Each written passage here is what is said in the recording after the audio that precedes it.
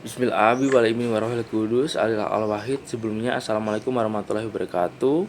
Yang saya hormati Profesor Riza Yuliratno Setiawan, Bapak dosen pengampu mata kuliah klimatologi laut. Pada kesempatan kali ini saya juga turut mengucapkan terima kasih kepada rekan-rekan semua yang sudah memberikan saya kesempatan untuk presentasi. Pada sesi kali ini saya akan mempresentasikan tentang topik yang disebut sebagai presipitasi. Yang pertama, saya akan menjelaskan terlebih dahulu presipitasi ini secara definisi dan juga pengertiannya. Presipitasi secara sederhana dapat diartikan sebagai proses jatuhnya air dari atmosfer ke permukaan bumi yang terjadi dalam bentuk cair seperti hujan atau gerimis, maupun dalam bentuk padat seperti salju dan hujan es. Proses ini merupakan bagian penting dari siklus air yang terjadi setelah uap air mengalami kondensasi dan membentuk awan.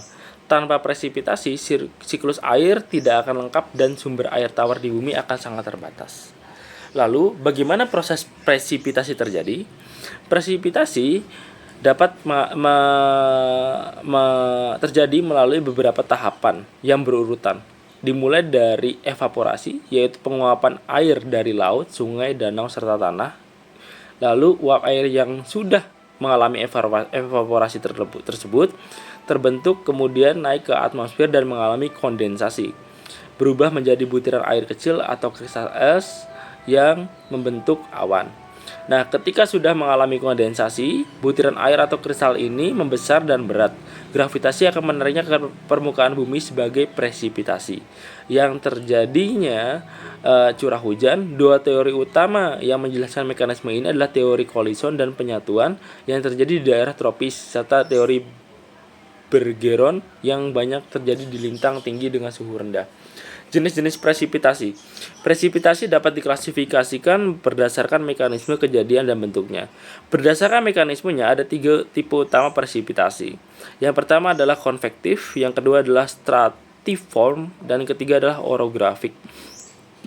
Presipitasi konvektif adalah presipitasi yang diakibatkan pemanasan permukaan bumi yang sangat kuat, menyebabkan udara panas naik cepat dan menghasilkan hujan deras singkat sering disertai petir.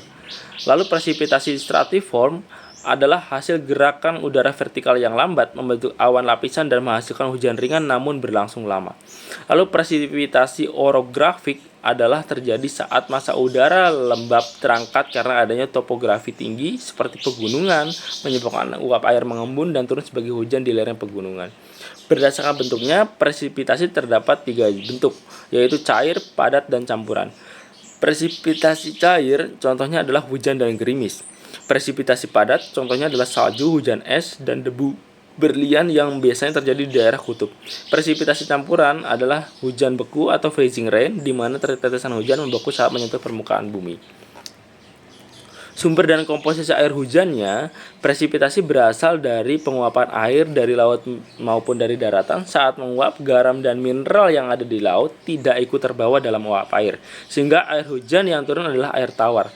Akan tetapi, jika uap air bercampur zat pencemar seperti sulfur dioksida dan nitrogen oksida dari aktivitas manusia, maka dapat terbentuk hujan asam yang bersifat korosif dan berpotensi merusak lingkungan serta bangunan. Lalu, bagaimana cara kita mengukur presipitasi? Presipitasi diukur menggunakan alat penakar hujan yang disebut rangkoke dengan satuan milimeter, di mana 1 mm presipitasi adalah setara dengan 1 liter air yang jatuh di atas permukaan seluas 1 meter persegi. Untuk presipitasi padat seperti salju diukur berdasarkan ketebalan dalam cm. Jika diperlukan, salju tersebut bisa dicarikan dan diukur volume airnya untuk mengetahui kandungan airnya. Lalu, apa dampaknya perubahan iklim terhadap presipitasi? Perubahan iklim global menyebabkan wilayah basah menjadi lebih basah dan wilayah kering menjadi semakin kering. Fenomena hujan ekstrim yang tiba-tiba dan deras maupun musim kering yang berkepanjangan menunjukkan adanya perubahan pola presipitasi yang signifikan. Emisi gas rumah kaca dan aktivitas manusia turut memperburuk kondisi ini, meningkatkan frekuensi dan intensitas peristiwa ekstrim terkait curah hujan.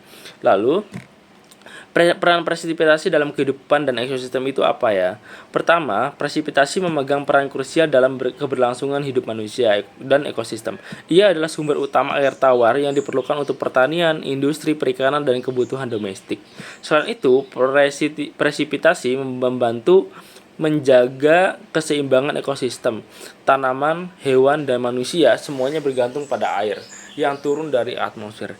Data presipitasi penting dalam perencanaan pengelolaan sumber daya air, pembangunan infrastruktur seperti bendungan, dan juga sistem irigasi serta perencanaan tata kota yang berkelanjutan. Sehingga dapat disimpulkan, presipitasi merupakan bagian integral dari siklus hidrologi yang memastikan ketersediaan air bumi. Prosesnya dipengaruhi oleh mekanisme fisika kompleks, dipengaruhi oleh faktor iklim dan juga topografi, serta memiliki berbagai jenis dan bentuk. Perubahan iklim yang sedang berlangsung saat ini mempengaruhi pola presipitasi secara signifikan, yang berdampak langsung terhadap ketersediaan air dan keseimbangan ekosistem. Secara umum, presipitasi bukan hanya fenomena alam, tetapi juga faktor dasar yang mendukung kehidupan manusia dan seluruh ekosistem di bumi. Sekian presentasi saya mengenai presipitasi. Kurang lebihnya mohon maaf. Terima kasih sudah menonton. Wassalamualaikum warahmatullahi wabarakatuh.